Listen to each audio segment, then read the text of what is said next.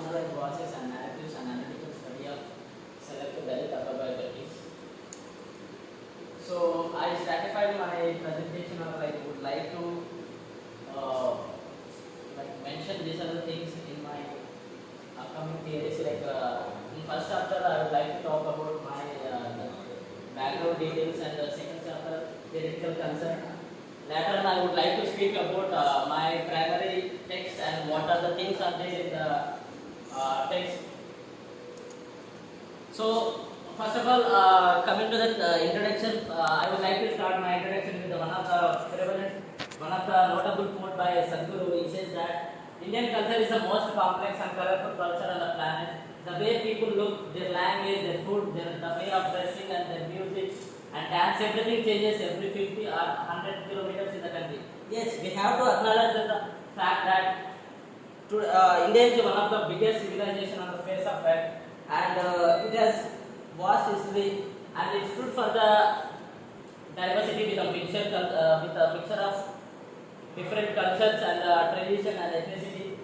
So, with these distinguished qualities, India has remained as a unique country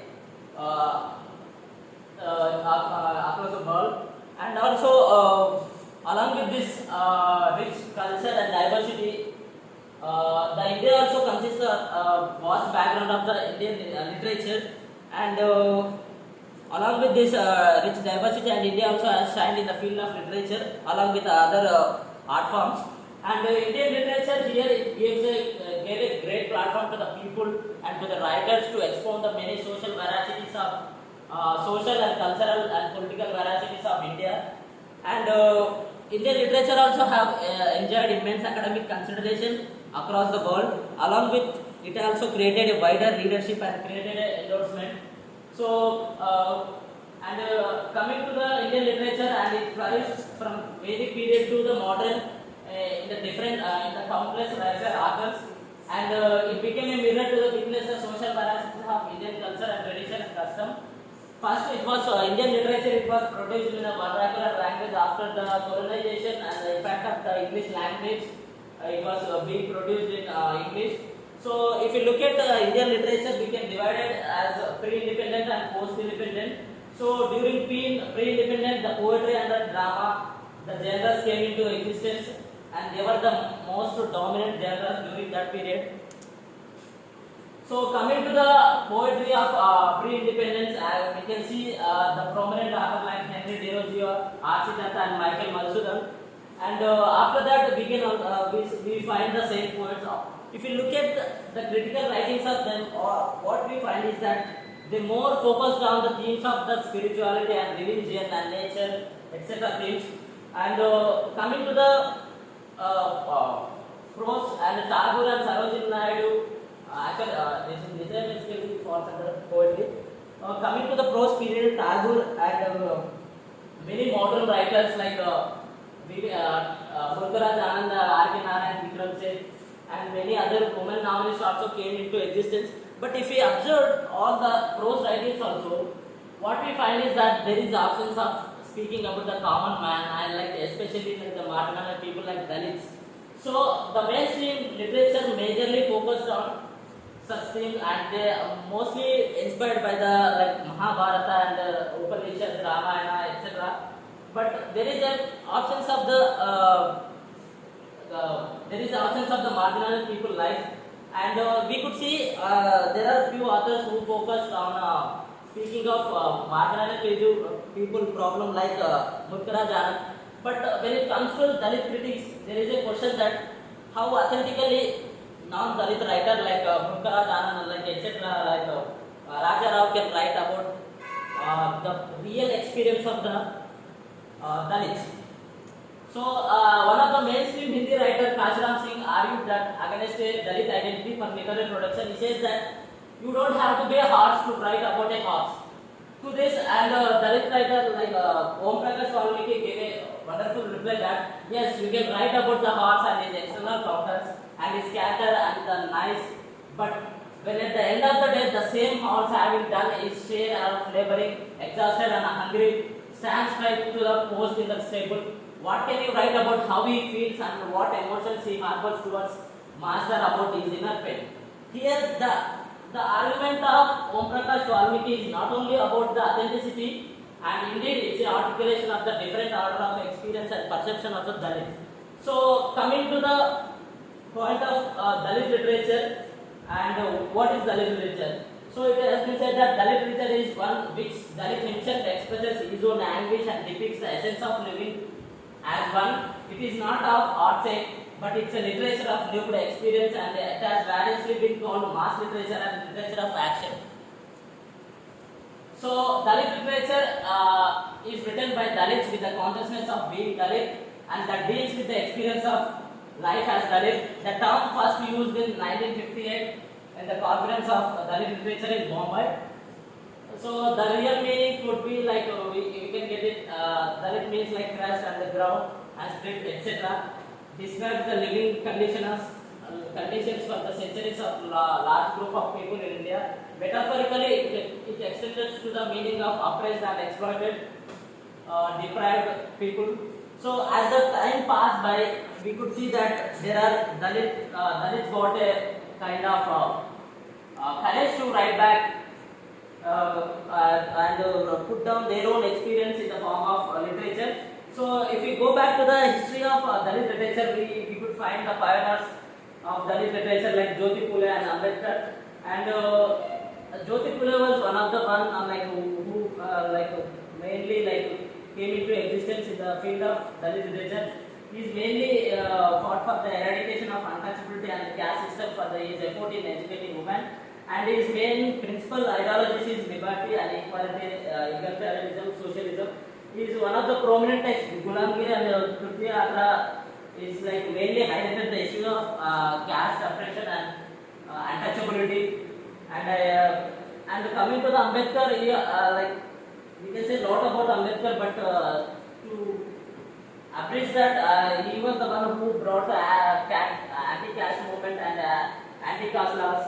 He is one of the principal ideas of liberty, equality, and fraternity. And his prominent books are like Annihilation of Caste and Who Are Untouchables. So here in the field of specifically, I am focusing on Dalit autobiographies, along with the genre of poetry and fiction. Dalit autobiographies played a significant role, and the prominent genre of Dalit literature is autobiography, and large portion of Dalit writings are basically autobiographical because Dalit writers have produced literature based on their own life experience of humiliation, degradation, and inhuman treatment while narrating their experience, and they have dominantly adopted the autobiographical mode of narration. In all their writings, they have in common the true confessional experience. And we could see one of the notable, if you look back the history of Dalit autobiography, we could find the notable autobiographies like first Lakshman Manes Okada and Saran Kumar Nimbala's The Outcast, and Vasanta Moon was growing up untouchable in India, and Sumitra Bhave's Pan on Fire, Valmiki's Youth and Bhama's Culture. So coming to the theoretical part, actually. So I plan to use these theories as a backbone to my selected test, and post-colonialism and post-structuralism. These are the among post-colonial philosophers. I would like to use the prominent ideas of Edward Said Orientalism and Spivak's subaltern studies and the Fanon subjugation, and Derrida's the concept of deconstruction, and Helen Giftin, the Empire Strikes Back.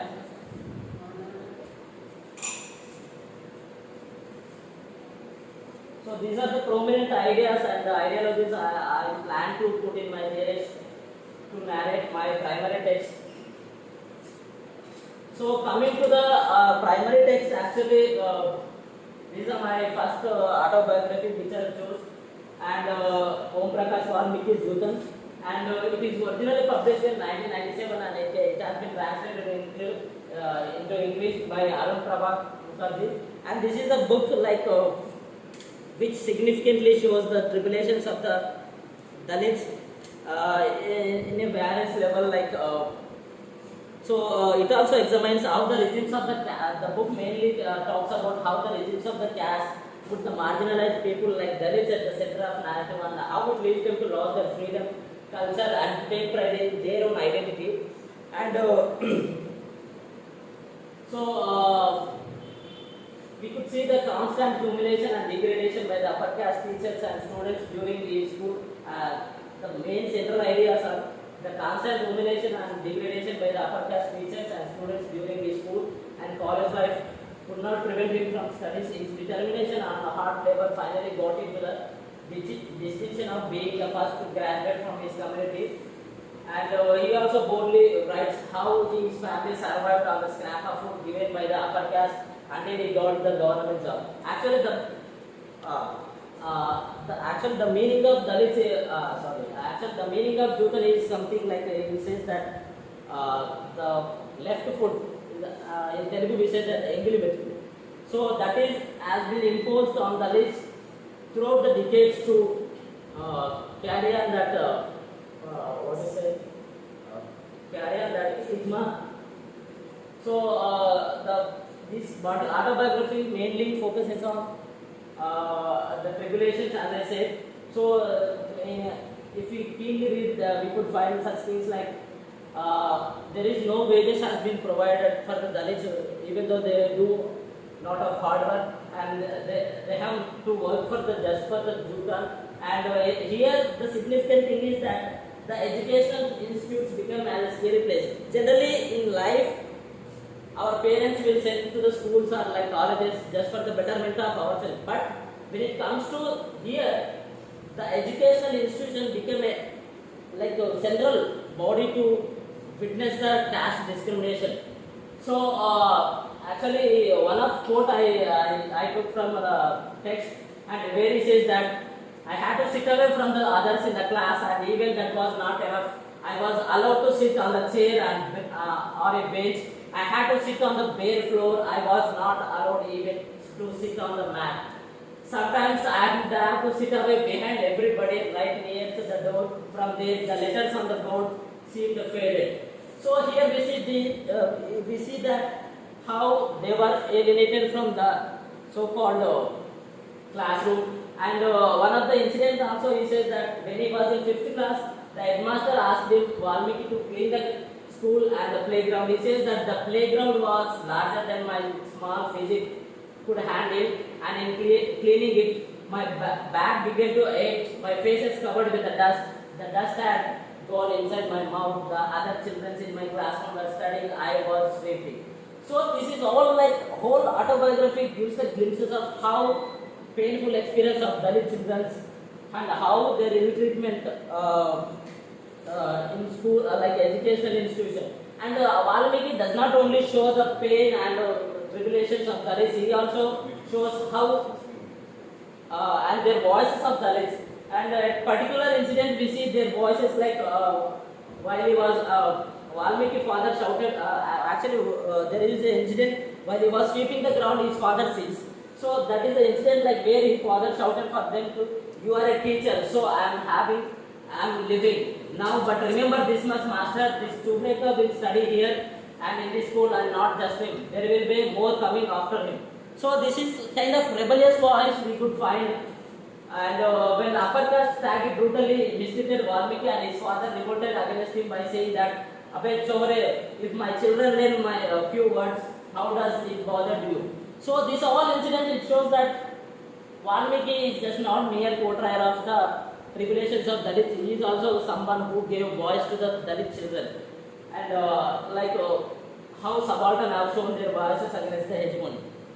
So coming to this Jutan and the theoretical concern, I am basically looking at the text, how traumatic experience of Dalits and how the transformation of pain into resistance. Coming to the theoretical concern, I am actually focusing on how the empire writes back, and also would like to install such ideologies of Orientalism in this text, and how deconstruction also happens. Yeah. So coming to the next autobiography, this is Aravind Maligatti's Government Brahmana. So this is actually written in Kannada. It played a pivotal role in Kannada Dalit literature, and it has been translated to Dharan Devi and N. Subramaniam, and translated this autobiography. And this autobiographical narrative in the form of episodes, and it gives a brief details of Malagatti childhood to youth, and it shows how Dalits are appointed for doing the menial work. At the beginning of the text only we see that when the dead bodies are carried, when the upper caste people are died, when they are carrying the dead body, the Dalits are appointed to collect the coins which were thrown into the crops of uh, upper caste people dead bodies. So along with that, whenever the things like animal dies in the village, so they are the one who supposed to clean and everything. So they have to do the all menial jobs. So and here in this text also one of the real painful, and at schools also Dalits have to perform sweeping classrooms and other rooms, and they are given to the other. Actually, the most severe punishment was corporal punishment at schools, which was very cruelly practiced on Dalit students. Aravind Malagatti was not called by his fellow students of upper caste by his name, but they insulted him by calling him as Katti. Actually, Aravind Malagatti. Aravind is something lotus. The meaning of Aravind is lotus. Katti means pilgrimage. But in order to degrade the Dalits, the teacher used to call him Katti. The real meaning of Katti in Kannada is donkey. So that's how they asked to not only severe punishment, even verbally also they have to undergo the pain. So at every level of school, and Dalit has no self-identity. Thus at schools also there was a prejudice against the Dalit students. So there is an incident where Malagatti says that, do you know for what reason we have received the punishment? Not that we did not do homework, not that we are not for studying and learning, but not sweeping the entire school ground. So here we see that is kind of completely illogical treatment, just based on the caste. They has to undergo such ill treatment. So they were beaten, the upper caste students, even in the hostel also, without any reason they were beaten by Dalits are beaten by the upper caste students. And there is a power cut while studying. Actually, whenever the Dalits are try to study, the people of so-called dominant caste, they used to cut the power in order to curtail their education. So here in Malagatti, the theory, I am focusing on the things like the mortification of Dalits and the assertion of self and denial of education. Coming to the theoretical concern here, I am also trying to use how the post-colonial prevalent ideas like ambivalence and Orientalism ideas. So how the image of the colonizer and colonized and the master and slave, such ideas I plan to put in theoretical framework to substantiate this text. So the third one, Saran Kumar Nimbala's The Outcast. This is also one of the notable Dalit autobiography in Marathi literature. So it shows that it is completely how the identity crisis and how the identity is lost by Dalit children, and it also majorly throws light on how Mahar women were being exploited by the upper caste landlords, and it also portrays how his mother and the grandmother being Dalits were the victims of the social system. And at the beginning of text, in the middle of text, it says that, but a man is recognized in this world by his religion, caste, or his father. I had neither a father name, nor a religion, nor a caste. I had no inherited identity at all. So, whole this text is built on the aesthetic grounds of identity crisis. How they're not only treated as a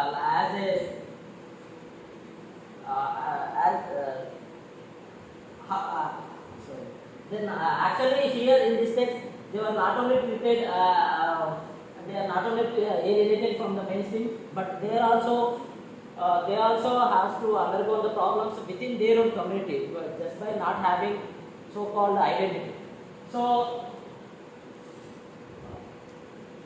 so here, like actually, I'm focusing on the idea of identity crisis and the exploitation of Dalit women.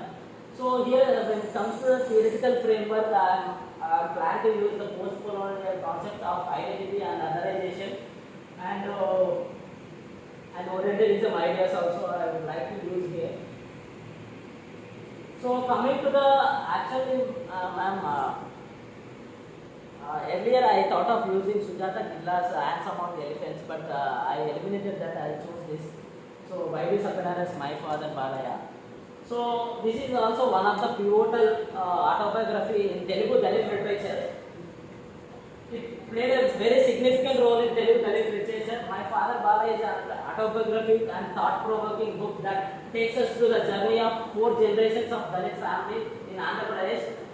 And here it depicts his 5 social events at his own level. The book is a detailed insight into the world of untouchables and their ways of living, and most importantly how they are marginalized from the society. Through this simple told story, the author brings up the inhuman cruelty of other caste towards the untouchables, the brutality of the caste system of the repressed and poor section. So what is interesting here in this Dalit autobiography is how Dalit education changes the views of not only the higher caste people towards the Dalits, but also of the untouchables themselves about their own status. Unlike other autobiographies, we see as interesting play of education in changing the life and the thought process of Dalits. Y.V. Satyanarayana is no politician, no? In Telangana. No politician in Telangana. Politician? Y.V. Satyanarayana. Politician or I don't politician? think so. I don't think so. He's from Telangana that time. Yeah, Telangana, Varangal. Telangana. But Y.V. Satyanarayana, I think he made a mark in politics. He has influence of. No, not influencer. He is a politician. You just check. Okay, sure.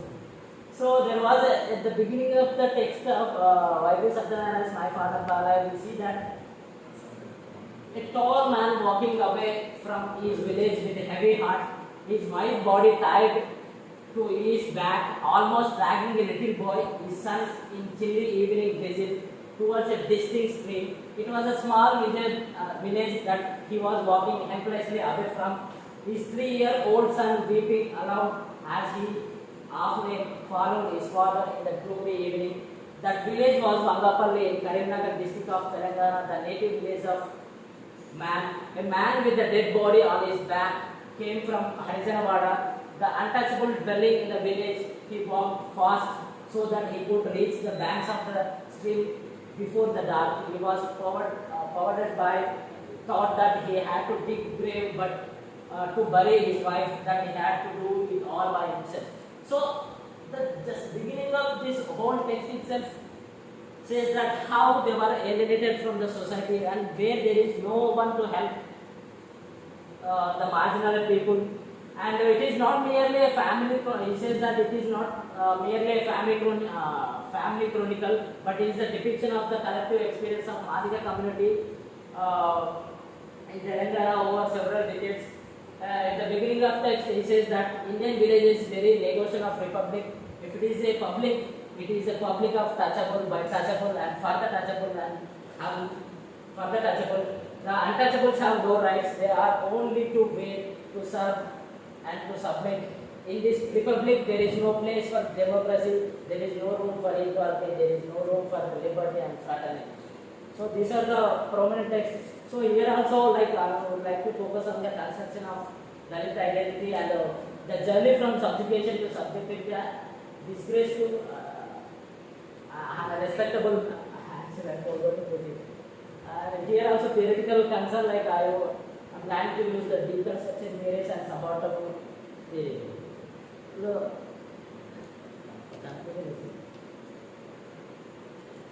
Conclusion, I can say that how this autobiography became a milestone in looking at the sufferings of Dalits, and it also focuses on how to install the love and reverence, the liberty and equality in human life. They are the pivotal subjects where we have have to install in our hearts. So we have to treat others as ourselves. Love yourself and your neighbor. So such kind of great ideas, these autobiographies significantly contributed to the world. Thank you.